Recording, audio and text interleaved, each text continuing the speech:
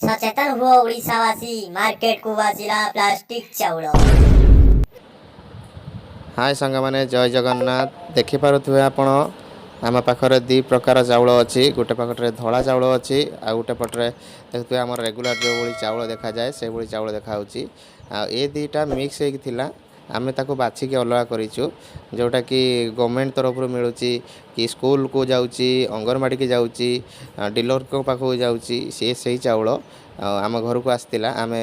बाछिकी अलग कर रखीचु देखिपे आउ गोटे चाउल ये जो चाउल टी देखुं ये चाउल टी को आम निआ लगेले तली जाऊँगी और एपट चाउलटा को निआ लगेले मुड़ी भली फुटुची आईटा ही भल चाउल आउ सेपटा देखिपे प्लास्टिक चाउल आउ ए चाउल खाइले आम देह केते भल रहिबो केते खराब रहिबो आपण निजे जानि पारुथुवे।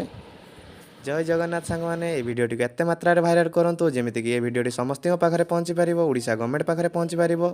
आ समस्ते सचेतन हो पारे। जदि भिडियोटी भल लगी प्लीज लाइक करेंगे शेयर करेंगे सब्सक्राइब करने।